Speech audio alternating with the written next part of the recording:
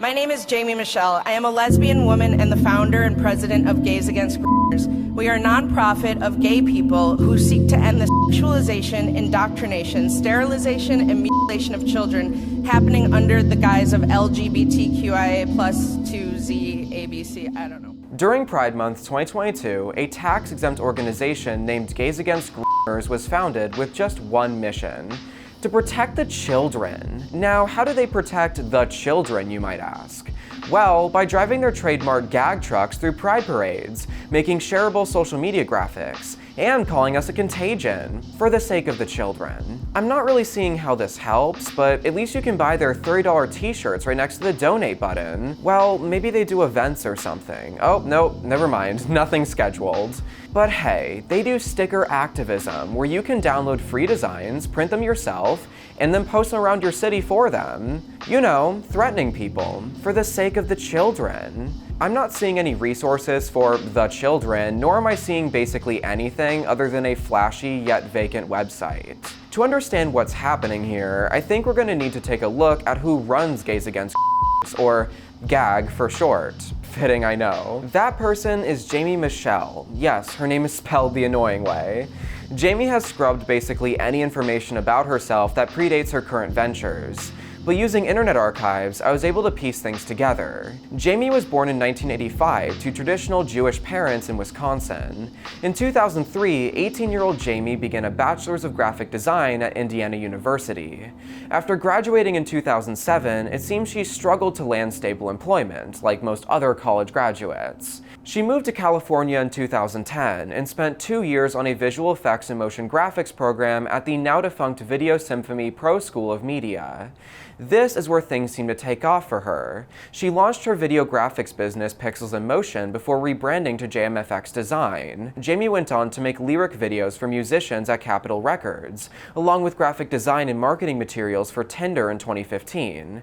During this period, Jaimee didn't seem too politically involved, aside from making this really awful graphic in 2011 supporting Ron Paul's presidential campaign. Graphic design was simply her passion, you guys just don't get it. Jaimee was in a long-distance lesbian relationship at the time, so supporting Ron Paul, who promoted Don't Ask, Don't Tell, was quite a stance to say the least. She also posted some revealing photos with Ron Paul stickers covering certain areas. This was a trend with Ron Paul supporters apparently, in both campaigns too.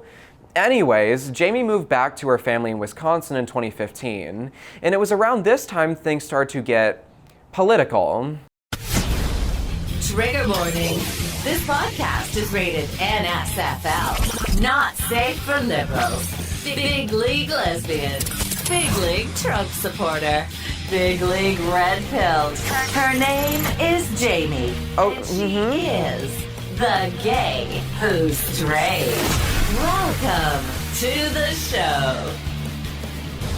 Hey guys, how's it going? This is so awkward. You know, I think I liked the Ron Paul approach a lot better. So Jaimee was clearly all in, and the Gay Who's Straight became a successful social media presence, though that was the first and only episode of the podcast, thank God. From 2017 onwards, it was full steam ahead. She was a far-right Instagram influencer, though once the election happened in 2020, the writing was clearly on the wall for this specific type of grift. She tried to diversify. She made a Facebook and TikTok page, which barely lasted a year. So as of today, you no longer need to wear a mask in Trader Joe's if you're fully vaccinated, which thankfully I identify as. Everyone is still in masks. Why am I the only one that doesn't like being a slave? Editing these videos makes me want to kill myself sometimes.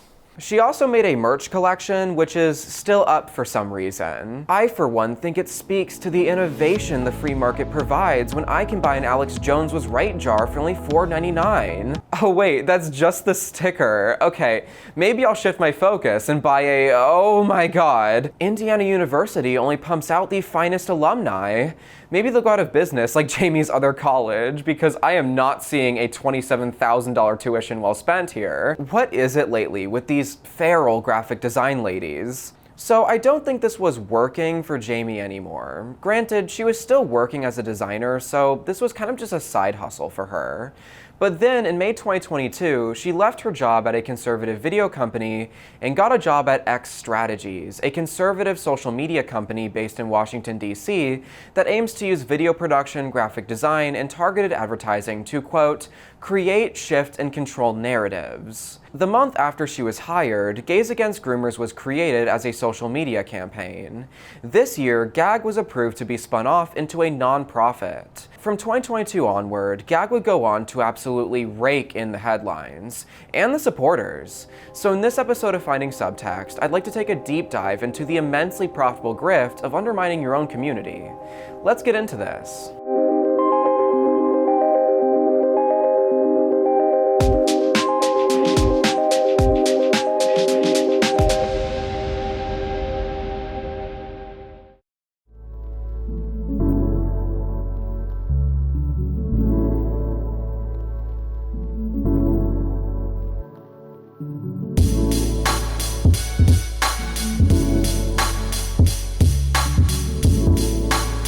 There have been studies that came out recently where it's showing acceptance of the community, gay people included, is declining rapidly. And it's hard to even blame people for becoming less tolerant because all you see, like I said, is just these horrible videos and images and just events that are taking place with children involved. There are millions of us that long ago separated ourselves from the whole Pride movement.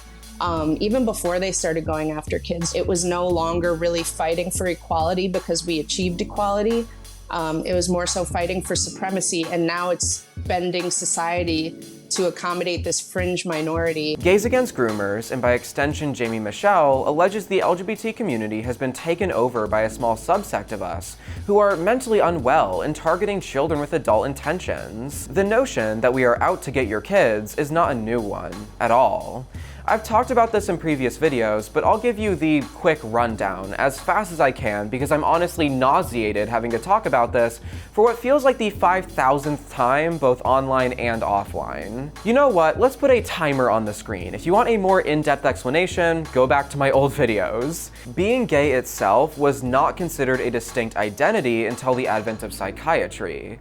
As psychiatry wreaked havoc on the early 20th century with their greatest hits, such as Institutions, homophiles were identified and lumped in with the other type of philes that I can't mention. During a mistranslation of the Bible in 1946, the words for man going after a child were changed to homosexual, making it the first time being gay was ever mentioned in the Bible. The Bible Translation Committee has since recognized this was a mistake and has been trying to rectify it since the 1980s. But who cares when you can just call it woke? Between the Bible, psychiatry, and social conservatism all having their moment at the same time in the post-World War II era, the concept of the gay deviant out for your children has been mainstream.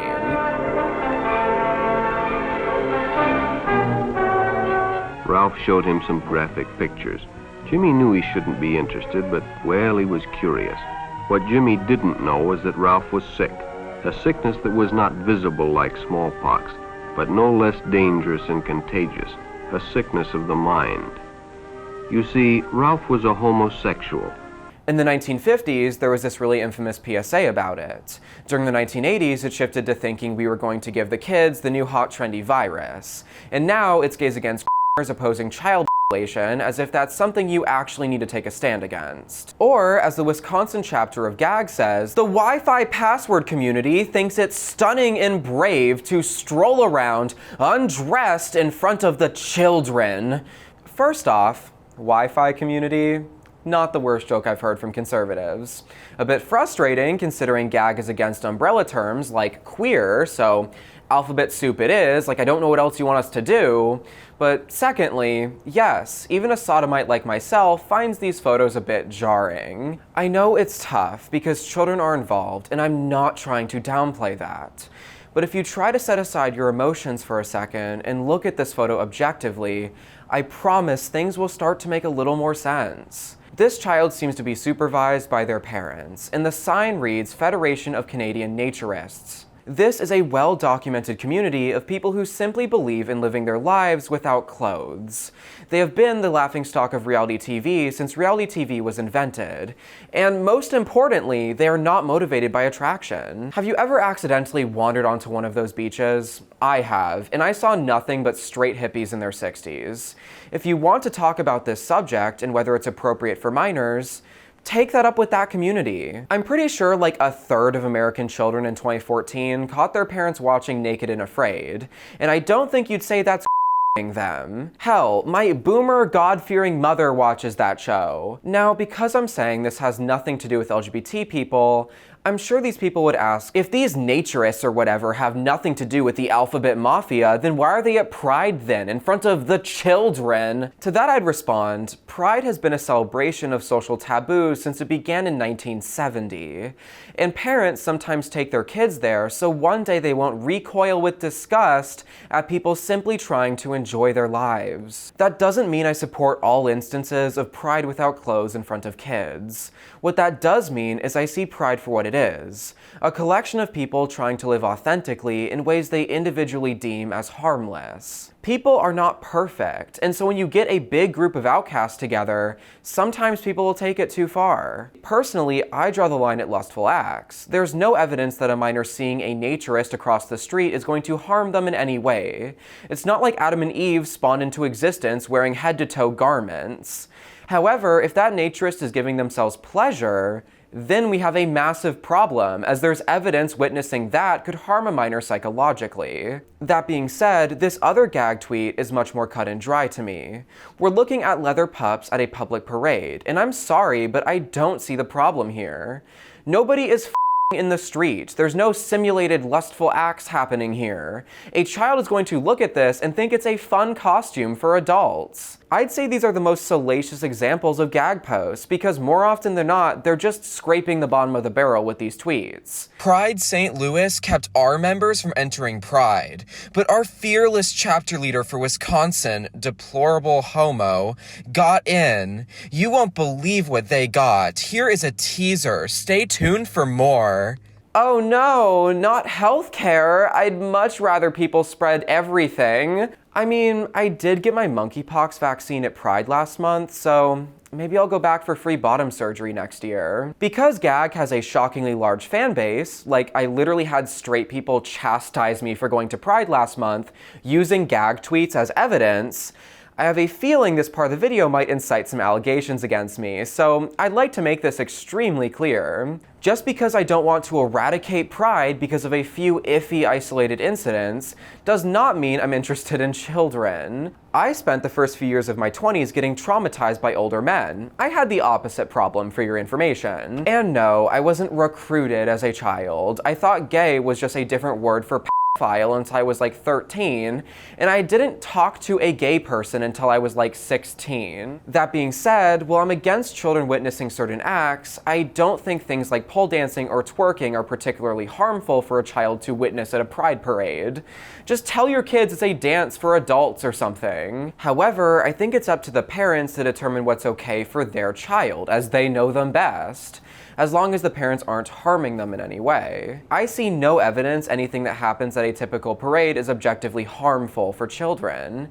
If you're so worried about the children, maybe go after our religious institutions, which in Arizona were just given the right to withhold evidence of exploitation from authorities. Children are more likely to be preyed on by family members or acquaintances, so I don't really understand why saving the children looks like banning Pride instead of providing more resources to children who need it. Like, how is banning drag queens going to help a child who, statistically speaking, is being forced into silence by an authority figure in their lives, typically in religious institutions or family structures? I think this treads into the really messy realities of parenting. There's no one-size-fits-all solution for how to parent your children. Some kids may take interest in adult things at an earlier age than others, and you can't effectively shield them from every adult concept until they turn 18. Not only would that be impractical, but it would be objectively damaging to the child. To be a parent is to slowly prepare your kid for the world that faces them. And a child that's been completely isolated isn't going to face adulthood very gracefully. Where that line is can depend on the parent as much as it depends on the child. What these people don't understand is that all these parents are just trying to practice harm reduction. Some parents will let their 16-year-old drink at home because they'd rather them experiment safely than do shots behind an abandoned building at 2 a.m. Others will give their 12-year-old daughter contraceptives because it's considered a better alternative than sheltering them from the birds and bees and risking an accidental pregnancy. These things have been proven to help reduce harm because there's an understanding that kids are going to deal with the realities of the world, and it tends to go better if you can help them navigate that safely, making informed choices with adult supervision. But some parents rightfully have a hard time coming to terms with bringing children into an imperfect world, and they'd rather try to force the entire world to accommodate their sheltered children. Because GAG is not asking for Pride events to issue warnings to parents, letting them know what they might be in for, which personally I would support. Instead, they're advocating against Pride itself. Pride Month, which thankfully is now over. We made it. Except, in Canada, our friends to the north, I think it's a whole season now, and I'm so sorry about that. But here, for now, I think it's over. I mean, there's a few... Anyways, whatever. We'll get into that another time. So instead of letting parents make an informed decision about where to bring their kids and when, they'd rather tear it all down. It's rampant individualism, but only for their version of individualism. Because nobody is forcing parents to bring their kids to Pride events. Do you think when I go to Pride, they're asking me where my kids are and then shaming me for depriving them of this crucial corruption experience? I think the logic here is that whatever kids see, they'll do. If a kid sees someone working the pole at a Pride event, they might want to do that. If a kid sees someone transition, they might want hormones. Or as GAG would put it, we're contagious. But this isn't actually true. I'm sure most people wouldn't bat an eye if a father asks his son to grab him a beer, because the child understands this is only something for adults to partake in. Teaching kids about consent lowers their chances of being victimized. Giving teenagers access to contraceptives lowers their chance of risky activity. This has been proven for decades. When we used to shelter kids in the 1950s, we had worse outcomes. In the same light, telling a child that some people have two moms and others might change genders will actually help them navigate the world more safely. Now, will that messaging resonate with some children? Sure. Just like telling kids they could use their left hand if it was easier increased the amount of left-handed people. At least for a while, until the repressed population got to live as they are, and then it plateaued. Personally, I wasn't allowed to be left-handed, and that gave me a lifelong coordination disorder. Though, at least I can write with both hands, just very poorly. In the same way, I wasn't allowed to be gay, so I was bi for a while and extremely confused, playing both sides very poorly. If a child expresses they're gay or wants to change their gender expression, educate them and let them do their thing. This concern that children are being forced into a certain lifestyle is what's called an accusation in a mirror, which conservatives love doing. Accusation in a mirror is a rhetorical device used by the Jaimees of the world. It's essentially saying, no you. Here, let's do an example. Let's say I work at Target and I'm stealing from the cash register. Based. Before I'm found out, I might try to divert any attention that may come my way by accusing one of my coworkers of stealing. Of course, my coworker will deny it as our boss confronts them, but that's what a guilty person would do. I've made an accusation in a mirror, as I've accused someone of what I've done or intend to do. GAG will claim it's us reprobates that are forcing the kids to be just like us, but in reality, it's actually the conservative side taking total ownership of how, when, and where kids live their lives. Now, if someone goes to a kid and says, just take the hormones, it'll be so cool and you'll be so popular.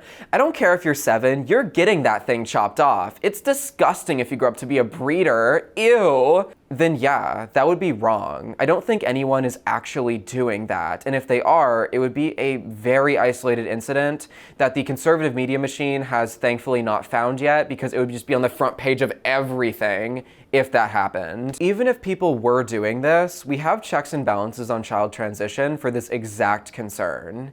If you take your child to a doctor that follows APA guidelines, which is almost all of them, before treatment, the child is required to have 12 months of consistent, well-documented, severely distressing dysphoria and to have socially transitioned for a year. Then, only then, they can start transition, which solely consists of fully reversible interventions until the patient turns 14 and hormones start. Chest surgery can't happen until 15, but even then it's extremely rare that a minor could get a physician to sign off on any surgery whatsoever. Also, a trans man likely wouldn't need chest surgery if they've had consistent access to treatment, as they never would have developed breasts in the first place. If you're so worried about teenagers' chests, which who's the again, but if you are, you should go after breast implants, which are much more common in teenagers. Also, Jaimee claims the government is in on this. They're so loud because they're backed by, the woke media and even government now. So they have the loudest voice, but they're pushing for supremacy. And yeah, they hide under being oppressed. But of course doesn't give any detail on that claim, which if they are, then maybe conservatives are right. Socialized healthcare really would suck, because last I checked, it's extremely hard to transition with most health insurance plans, and they don't always cover surgeries. Does that mean some kids may transition in a way that breaks guidelines or isn't right for them? Yeah. Malpractice happens in every medical system. It's rare, but it does happen. Medical malpractice is already illegal. Malpractice suits are so common, most physicians need to have malpractice insurance, so they have the payouts ready. But you don't see GAG waging war on clinics that do knee replacements because the regret rate is 20%. Instead, they go after transition with a regret rate of less than 1%. And sure, you could just claim my sources are woke or something, but if you're gonna do that, then you need evidence. If you want to defy every major medical institution, you need to explain why the methodology of the APA is fundamentally wrong. The mere existence of a random study you found on Google that happens to go against what the establishment believes isn't evidence either. You have to actually explain what about the study design is wrong and how that has incorrectly influenced our medical institutions. I don't expect the average person to be capable of doing this. I'm a psychology student, so I actually have to work with psychiatric studies on a regular basis, and even I find this stuff confusing. But if you're gonna claim you know better than almost every licensed physician, then you need to prove it. Thankfully, psychiatry and psychology are sciences which welcome being disproven. They're literally designed for debate, so maybe go into research psychology if you're so interested in this. Also, if you're worried about a for-profit healthcare system run amok using disorders as cash cows, then support socialized healthcare like the rest of us. I promise, it would be much easier to get rid of inefficiencies in the healthcare system if every claim wasn't running through like 20 middlemen making the same few hundred rich people even richer. And if you think politicians can't be trusted with a single-payer healthcare system, then support the steps needed to give us a functioning democracy. There are so many productive avenues to take these grievances rather than blaming everything on LGBT people.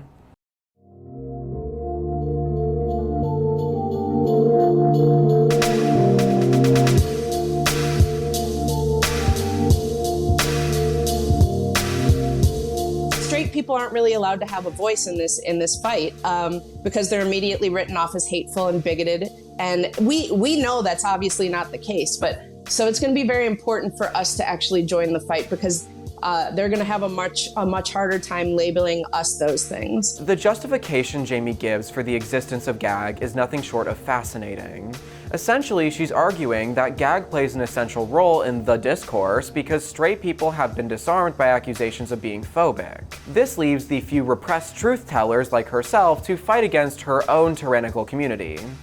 Now this sounds good. This sounds like an epic movie plot or something. Jaimee is essentially slaying the dragon of her own making here. But I think this immediately falls apart if you ask why or how. For instance, by what mechanism are straight people not allowed to talk about the LGBT community? As far as I can tell, regardless of what you say about us, there's no fruity paramilitary group spawning into people's homes the second a straight person has a few reservations. Now, you could say that while we have freedom of speech, the mechanism that keeps people from speaking out against this tyrannical community is a social one.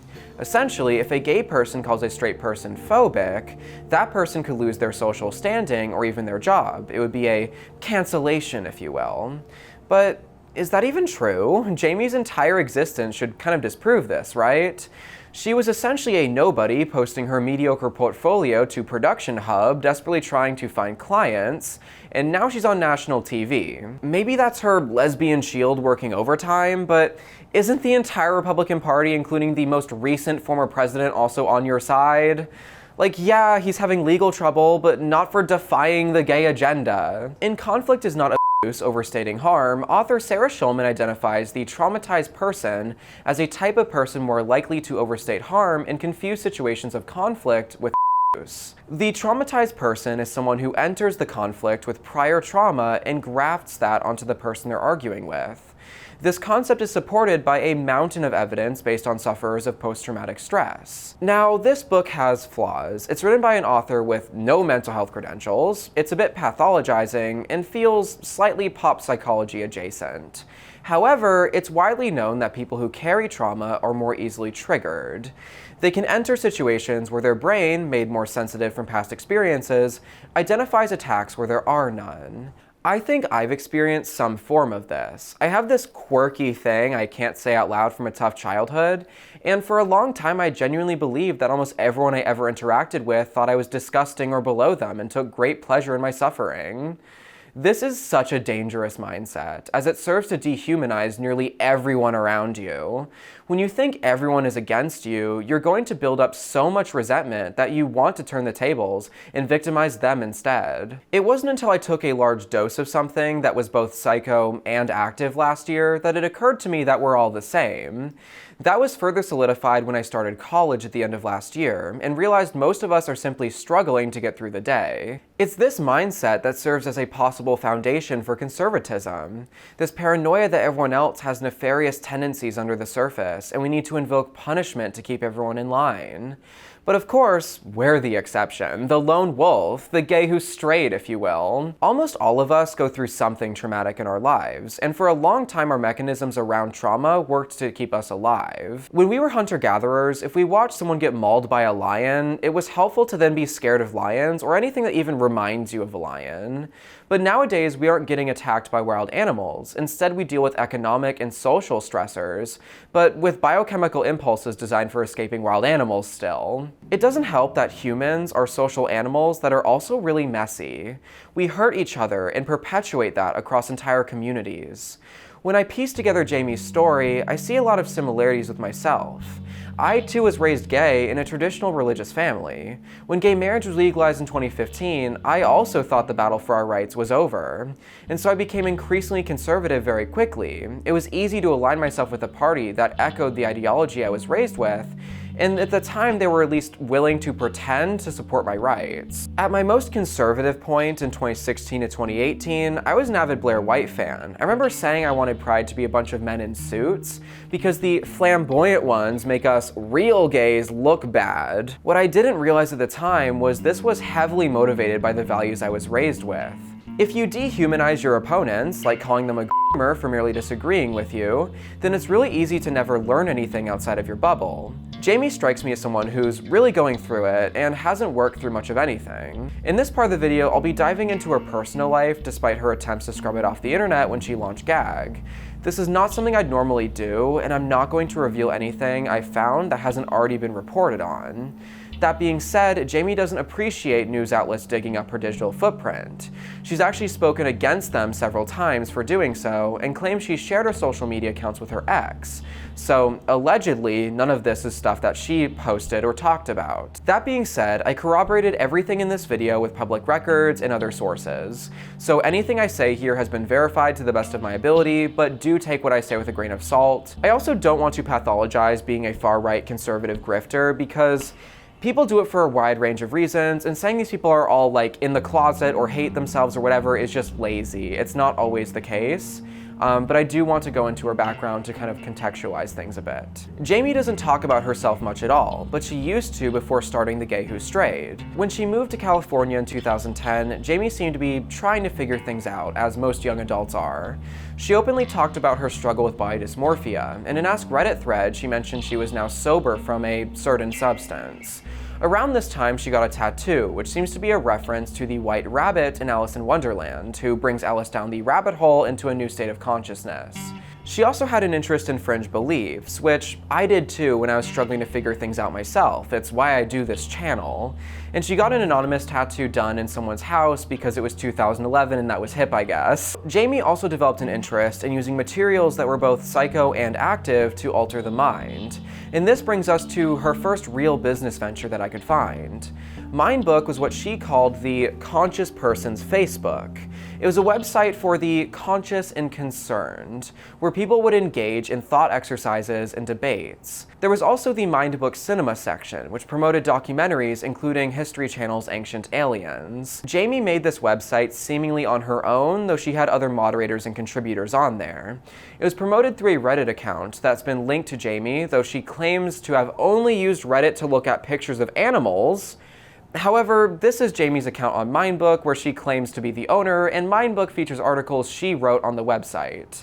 Also, the Mindbook Nation Facebook, which hasn't been suspended unlike all the other Mindbook pages, is friends with her own personal Facebook profile. She even made a Ron Paul group because she just really couldn't let it go, apparently. She also was really into sacred geometry. Apparently it's a fringe worldview about how geometry is encoded into the natural world. Anyways, Jaimee hashes out her complicated view of sexuality on Mindbook.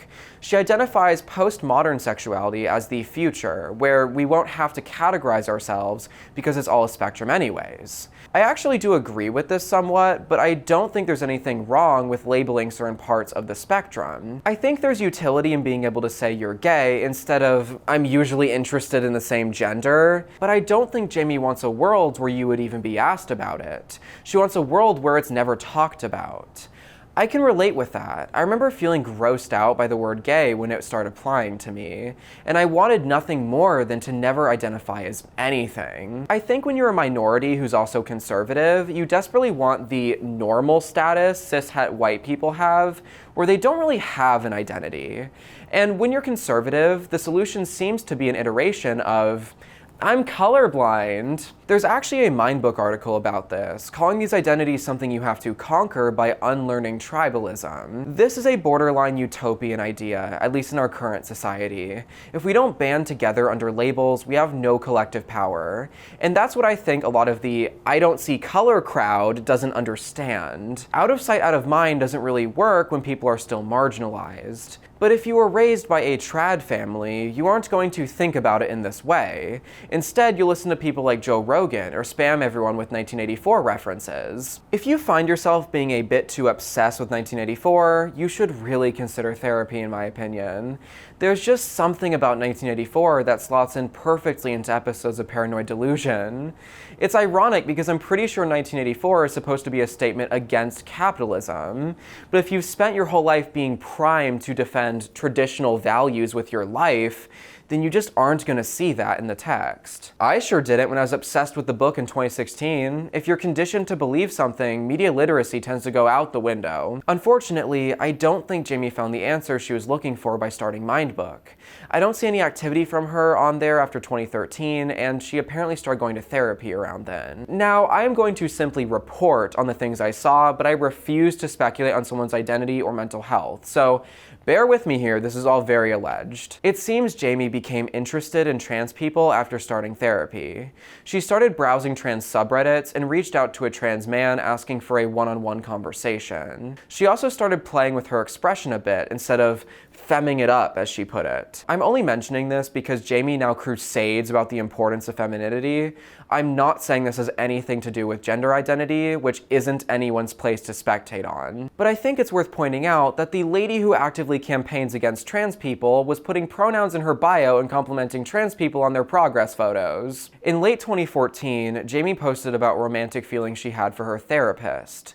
Then, 8 months later, she lost treatment in 2015. After losing mental health treatment, she abruptly left California and was looking for apartments in Wisconsin. When I look at Jaimee's history, I see a normal person, albeit with some woo-woo interests, trying to figure themselves out in their 20s, but instead of finding balance and internal peace, it looks like she just gave up and went the opposite direction. I'm not sure how you go from congratulating people on their transition to being engaged to Based Babe USA and making Ron DeSantis fan cams in your free time. Well, you see, she just really cares about her community and the children. She cares so much, she did a press tour with Moms for Liberty. Wait, so you're a lesbian, engaged to Based Babe, a fiery Latina, and you're speaking at a Moms for Liberty event. Moms for Liberty, a far-right advocacy group that filed an 11-page document to the Department of Education to ban such salacious titles as Ruby Bridges Goes to School and Martin Luther King Jr. March on Washington. They've also been at the forefront of over 2,500 book bans, over half of which due to LGBT content. You know, for the children, because according to the filing, some children are having to see counselors to overcome the emotional trauma inflicted upon them by such books as Martin Luther King Jr. in the March on Washington. Be so f***ing for real right now. How can you possibly feel like you're bettering the education system when you've scared textbook publishers into doing this? Rosa Parks was told to move to a different seat. She did not. She did what she believed was right. What the f*** are you talking about right now? I'm sorry, but you cannot tell the story of Rosa Parks without mentioning race. I know it feels good to not have to confront things ever, but you cannot passive language your way out of this one. I'm sorry. Regardless of what Jaimee actually believes, there's no excuse for this or any of the actions she's done for that matter. Trauma or personal strife can explain these actions, but it doesn't excuse them.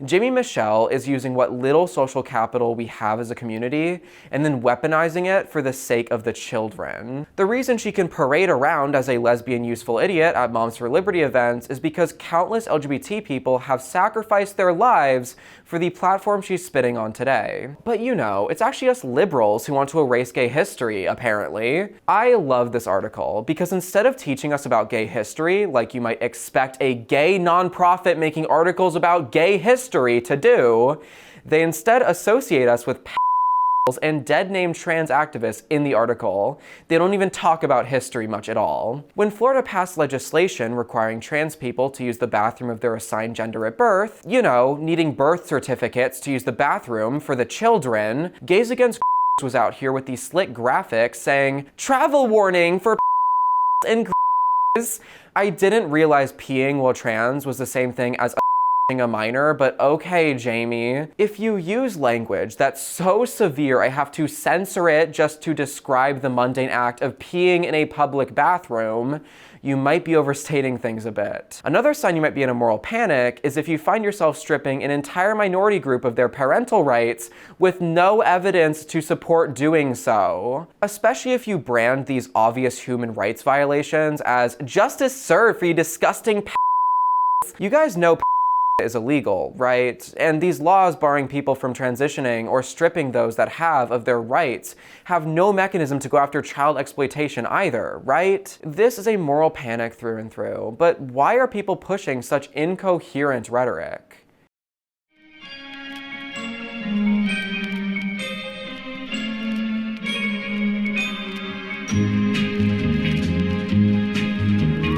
Come to the Florida Sunshine Tree.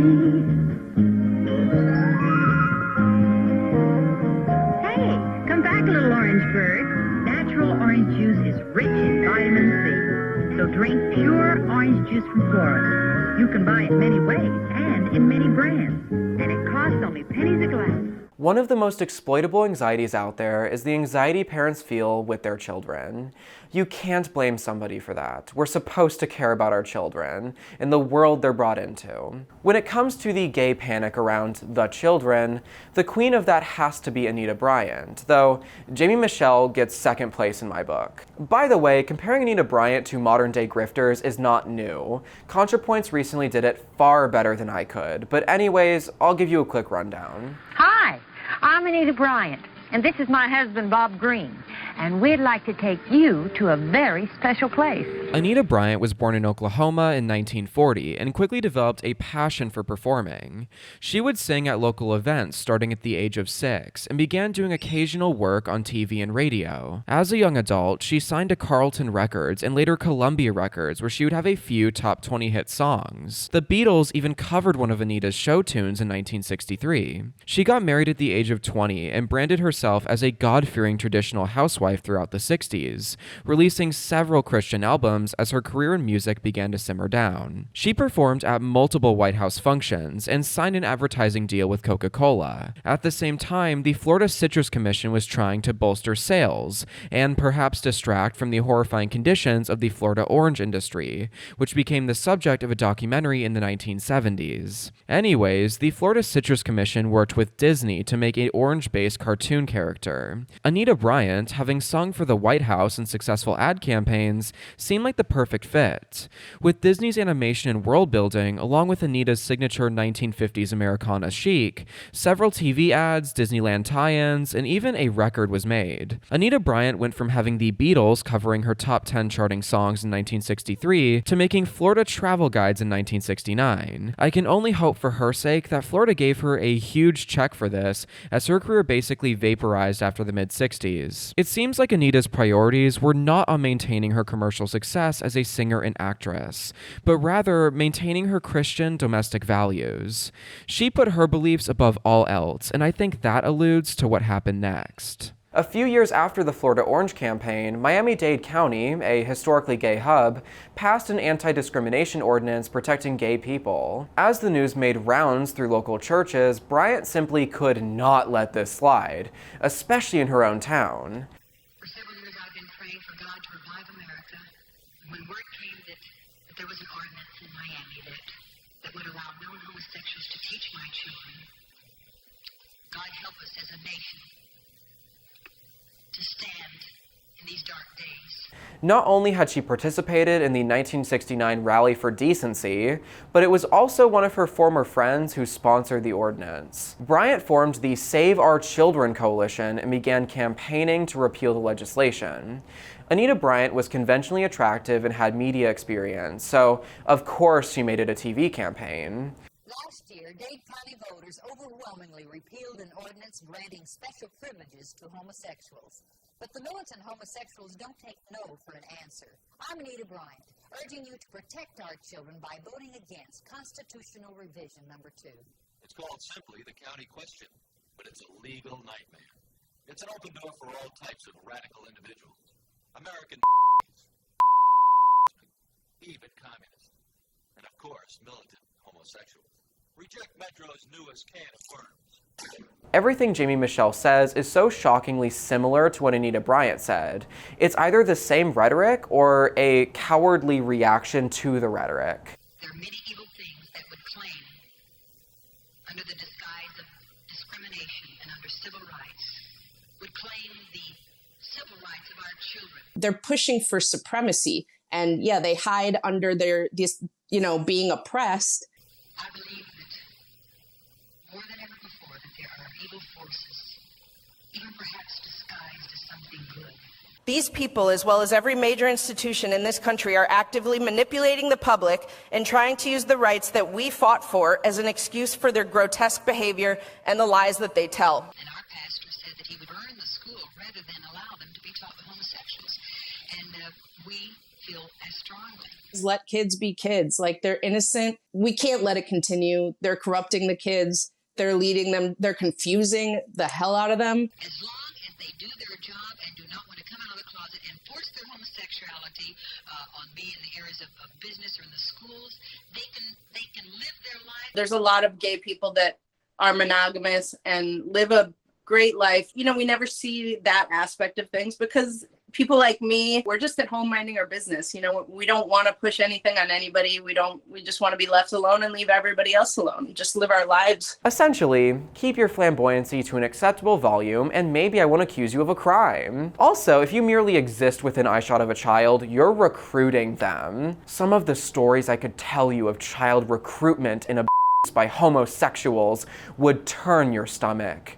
The recruitment of our children is absolutely necessary for the survival and growth of homosexuality. For since homosexuals cannot reproduce, they must recruit, must freshen their ranks. But if you dare accuse Anita of being phobic, of course she's not. She loves gay people. I love homosexuals, if you can believe that.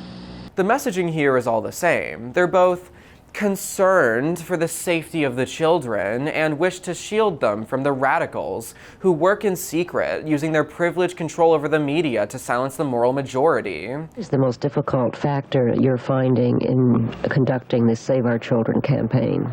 The most difficult factor is communicating. Television stations, the network stations, have declined to sell either side commercial time. We're not talking about giving us anything. The other two stations have refused to sell us time. So that ended up going very viral. We actually tried to get it on Hulu and some other streaming platforms. They denied us during Pride Month, which is discriminatory if you ask me. While Anita Bryant successfully overturned the ordinance, this grift didn't work very well for her long term. Her political progress fizzled to a stop, her marriage ended, she took a pie to the face from activists on camera, iconic, and she essentially unraveled. I remember lying in the bed in my mother's house in a fetal position and wanting to die. She gave us every access to world media. We had over 50,000 news clippings. This is the turning point where gay became a household word, and we opened up the entire debate on human sexuality. I hope that the modern-day Anita Bryants become a forgotten joke in much the same way, but I think these people have much more reach with the internet, and there's just so many of them. They have a lesbian, a drag queen, a gay guy, another gay guy. There's way too many cis white gay guys for some reason. A trans man and woman, a black gay guy, another lesbian. It's an oversaturated market, let's just say that. Anita Bryant didn't stand to gain much on her crusade, but if Buck Angel, a trans worker born in 1962, is getting on the bandwagon, then clearly people don't always do things in their best interest. Like, does Buck not understand the amount of conservative teen boys who watched his films trying to delude themselves into thinking they were straight? Do you really want to be surrounded by those types? Maybe I'm just exposing myself here with that comment, but anyways. But seriously, what is in it for these people? Is it money? Well, between the 1 month of November and December 2021, Moms for Liberty's budget doubled from $150,000 to $300,000. But they've registered as a 501c4 organization, just like GAG, so they don't have to disclose where they get their money or really any details at all. What we do know is they claim 115,000 members in 45 states, which is orders of magnitude more than they had in 2021. The Heritage Foundation, which funds a lot of conservative media, has posted over $100 million of revenue in 2021, and they do have a relationship with Moms for Liberty, but they don't have to disclose the financial dealings between the two. There's a long-standing rumor that GAG is given nearly $1 million a year, in part by the Heritage Foundation, but again, can't confirm it. What I will say is becoming a grifter can be really profitable. While the Daily Wire is staffed entirely by cis straight people, one of their main focuses has been LGBT issues for the past few years. Michael Knowles, a Daily Wire commentator, called for the eradication of transgenderism at CPAC 2023. Then for the good of society, and especially for the good of the poor people who have fallen prey to this confusion, transgenderism must be eradicated from public life entirely. The whole preposterous ideology. Now, why would a failed actor who used to do gay scenes care so much about LGBT people all of a sudden? Well, because it pays. We have no way of knowing who makes what and how at these organizations. That's by design. However, when one of their arrangements went south this year, we found that they were offering a single commentator a $50 million contract. That being said, it seems queer grifters are getting the lower end deals. Blair White is probably one of the most commercially successful trans grifters, but likely doesn't have much more than maybe $1 million to her net worth. Brokeback Patriot, yes, he's called that, works for Turning Point USA along with fellow gay conservative Rob Smith. I swear, there's only two types of LGBT grifters. You have the flamboyant ones with names like Based Alpha 69 coming to America, or John Smith, who might as well just be an NPC. Turning Point USA posts over $50 million of yearly revenue, but I doubt they're paying their gay ambassadors in the millions. The only article on Toilet Paper USA's website written by Rob Smith about being a gay conservative has just 3 comments, which range from confused to disapproving. So while this may be a cushy and ridiculously easy career, it's not necessarily a surefire path to fame and riches. I think the money can be a factor for some people, but I also think conservatism is just really tempting if you're privilege adjacent. What I mean by privilege adjacent is when you could be normal in American society if you just didn't have this one thing about you. Like being straight passing, white, conventionally attractive, but you have that one thing that's setting you apart, like being gay or trans. I think the best example of this is Kelly Cadigan. Kelly was a successful trans influencer making TikToks and pro-LGBT content. She had a very successful adult business, and by selling content, she managed to buy a house at like 21 years old. Kelly wasn't rich, though she wasn't poor and desperate either, but the grift came calling nonetheless. She started her grift by making a few really questionable TikToks about her concern for the children. You know, I think anyone that's a legal adult should be able to transition, but not if you're a minor. And me saying that as someone who transitioned at 15 does not make me a hypocrite. It just makes me someone who can look back on my experiences and realize I was really young to be making that decision. She wasn't at the point of no return yet. She just had some concerns. Then it got worse. So in America, we have this thing called freedom of speech. No one has to respect my pronouns. If I'm walking down the road and someone wants to call me he, him, that's people's First Amendment right.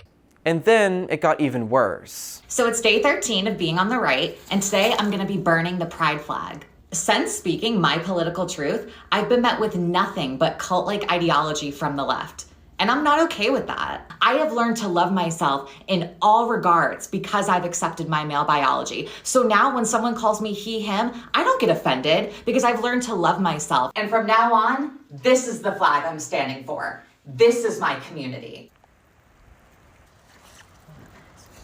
All right, let's get this phone. If you're thinking it couldn't get worse, no, it actually still did. Honestly, back then, a lot of Black people participated in the slave trade themselves, so... Yeah, that doesn't make slavery right. Are you trying to defend slavery? It was a product of the time, dude. Are you trying to defend slavery? Did you not see Matt Walsh's new video on this topic? I think we're illogical if we didn't realize that a lot of Black people enjoyed being slaves back when slavery was a thing. Well, how do you know that Black people enjoyed being slaves? I mean, it's just in history. If they had a slave owner who treated them well, they probably enjoyed their lives. This all happened within like 2 months. She was doing the Blair White speed run challenge. But here's the thing, Blair White was an early adopter of this grift. I was watching her in like 2016, like it's been a while. Also, Blair is much more marketable to conservatives as she's not an adult performer with a history of making anti-conservative content with 1 million followers. Kelly does not have the delicate grifter optics balancing act that Blair has mastered, but she tried to lean into it by publicly identifying as a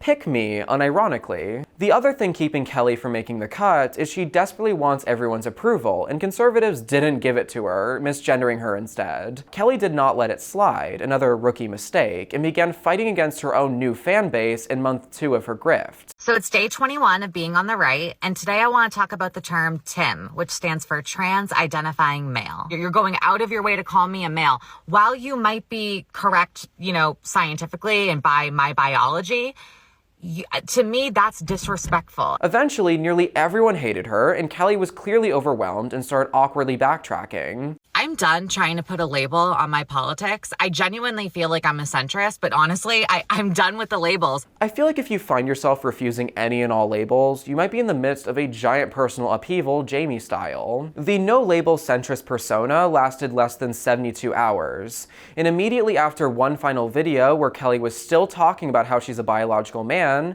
she issued a mental breakdown-style apology. Growing up, I always wanted to be friends with the people who hated me, just because I wanted to be seen as normal so bad.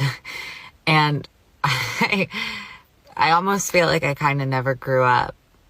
And even in my 23-year-old self, I still feel like I'm that 15-year-old that's constantly looking for validation through not just cis, biological people, whatever you want to call it, but just through Republicans in general. I said so many awful things. All because I just wanted to be accepted. It felt good. It felt really good, like being seen by a lot of like right-wing creators I used to watch, and I felt like I was one of them. I felt like I was going to be like Candace Owens and you know, get my own show on the Daily Wire and be a pick-me and own that title. And it's just all like, for what? Even if I did like get major success, it would all just be so fake and full of hate. And I just don't know how I got here. I love this apology. I don't think Kelly's a good person. She's entirely motivated by her self-interests. But this video lays out perfectly what I've been getting at. Oftentimes, people are made to vote, protest, beg, borrow, and steal against their own interests. America's poorest demographics are more likely to vote for Republicans who actively strip the welfare they live on. 60% of veterans are Republicans, yet it's conservative politicians who have been trying to strong-arm their way into getting the VA cut by 22%. These grifters are not special. They're victims of trauma, a broken culture, a lack of education, or all of the above.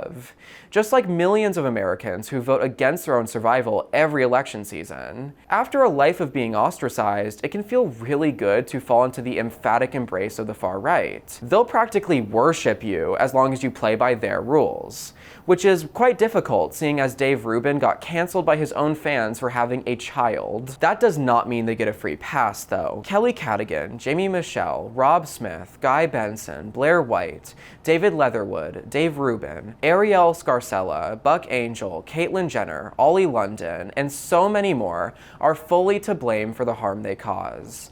These people ultimately took the easy way out, because it really is so easy. You know what? Let me demonstrate. I didn't want to talk about this. This is really vulnerable for me, but if people like me don't come forward, society is going to keep going downhill, and I cannot let children experience this, so I have to tell my story. When I was too young to even talk, I was already being by the breeder agenda. They'd take us to these weird camps. They try to make it appealing to children by making us all sing, but I was too young to even understand what the words were on the page. I was too young to decide if this was even right for me. There we were subjected to heteroerotic stories about this man named Adam who had this body mutilation ceremony where he made himself a husband from his own rib. That's handleable. Like that, it's weird. It's a weird sacrament that he does, but this Adam guy was so obsessed with breeding that he forced his clone to identify as a woman named Eve. And instead of letting Eve just be a trans woman like normal with XY chromosomes and everything, he roped her into his breeding sacrament.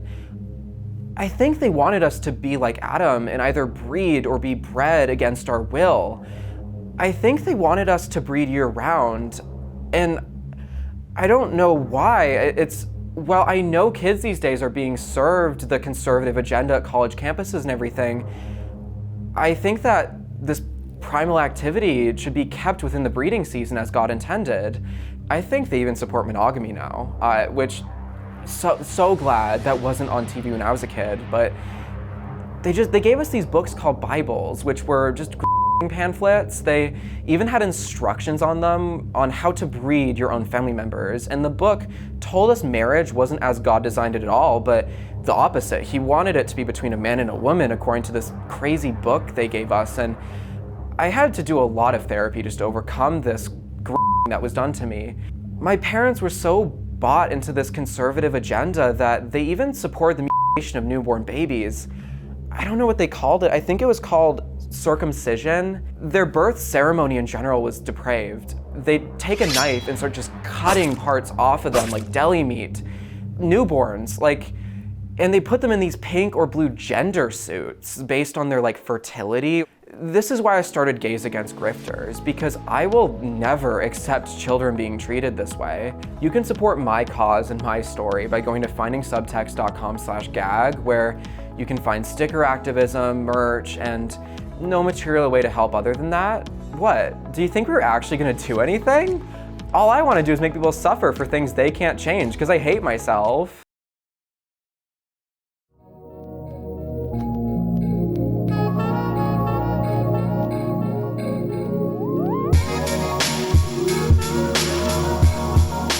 I wanted to mention a few more points in this video that I think are really important. So, especially if you have a queer identity or find yourself having lingering concerns about contagion, listen closely. Pride has always been a protest, and don't let people tell you what is or isn't an acceptable way to celebrate it, as long as you aren't hurting yourself or others.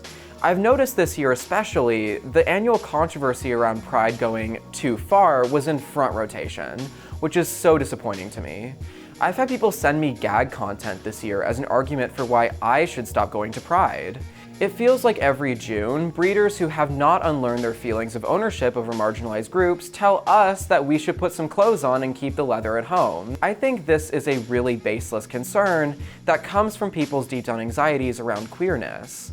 It doesn't hurt anyone to throw on a leather pup costume at a parade celebrating personal expression. Hell, put on the whole fursuit for all I care. As long as you aren't trying to get kids to participate in explicit acts, I don't care. And no, educating kids on queer sexuality in an age-appropriate way is not making them participate explicitly. Kids should learn what this stuff is at an appropriate age, because if they don't, they risk joining the 14-year-olds on Grifter who are naive fresh meat to the actual in our community. I'm not going to go into detail here for a range of reasons, but let's just say I was raised without any concept of queerness. And when kids aren't educated, they can become curious. As I became a young adult, I found myself having interactions with older men who were very opportunistic, and let's just say my consent was not respected during my interactions with them. Sometimes intentionally. I have a lot of reservations about identifying with labels for these situations, but I don't think I'm alone here.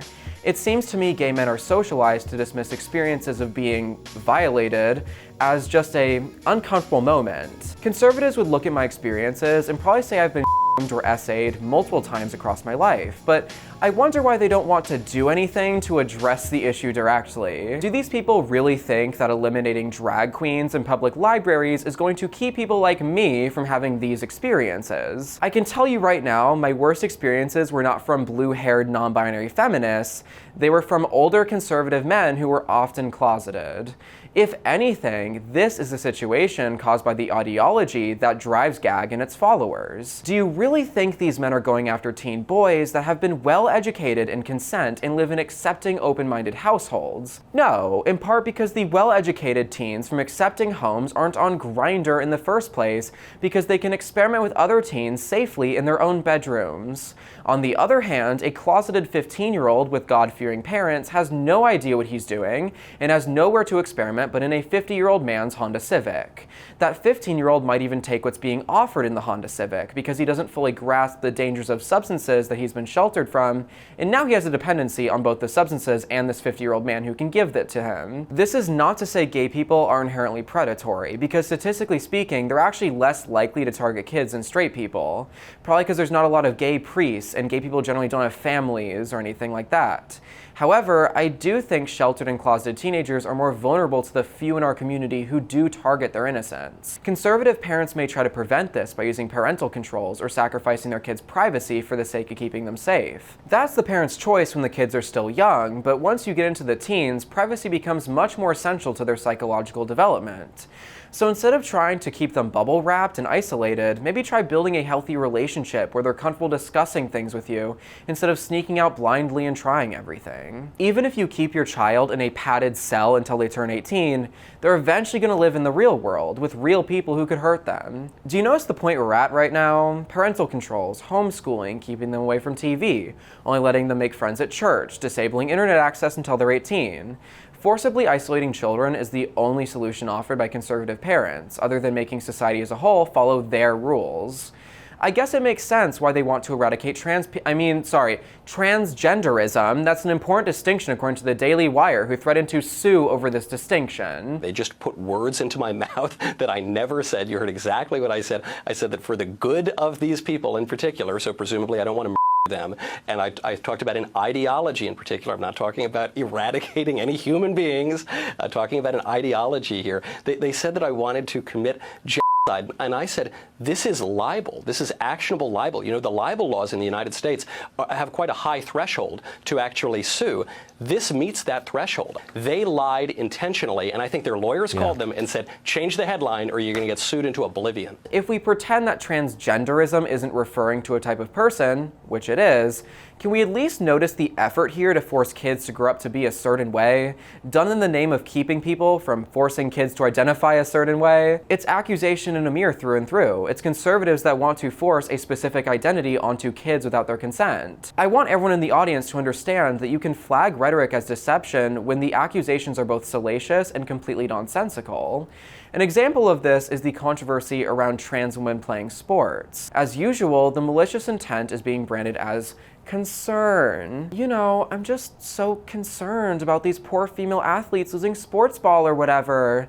It's just not in the spirit of the sport I've never cared about to have athletes lose to a roided up fruit basket. I might make a unofficial part 2 to this video about this specific moral panic, but until then, can we at least agree this is just a wild accusation? Why would a male athlete drop $100,000 on gender affirming surgeries just to maybe win in women's sports? Let's pretend that these athletes who are literally taking testosterone blockers somehow have a biological advantage over cis women, which is not proven. Why would they want to win that badly? Female athletes make an average of $15,000 a year, while male athletes make $38,000. Even if this hypothetical trans woman makes it to the NBA, she will make an average of $130,000 a year instead of $5.3 million. You know, going through 5 years of hormone replacement and surgery for a 98% pay cut. How could these athletes not be tempted into this reprobate lifestyle with these kinds of payouts? See what I mean? This is just nonsensical, even if you pretend their assumptions are correct, which they aren't. There's no evidence that trans women have an advantage in sports. And while it's tempting to think trans men not being in sports would point to some sort of biological advantage to being born male, the actual reason trans men aren't in sports is because they take testosterone, which is banned in sports. So maybe if you find yourself feeling concerned that the children might be forced into a certain lifestyle, ask yourself if you're the ones forcing your kids to be a certain way. Even if it doesn't feel like you are, think about what kind of rules you have for your kids. Anyway, that'll be it for this video. If you like this video, consider supporting me on Patreon for exclusive content and uncensored versions of videos like this one. I'm poor. Aside from donating, you can like, comment, share, subscribe, anything helps. Thank you so much for watching, and I'll see you in the next video. Bye.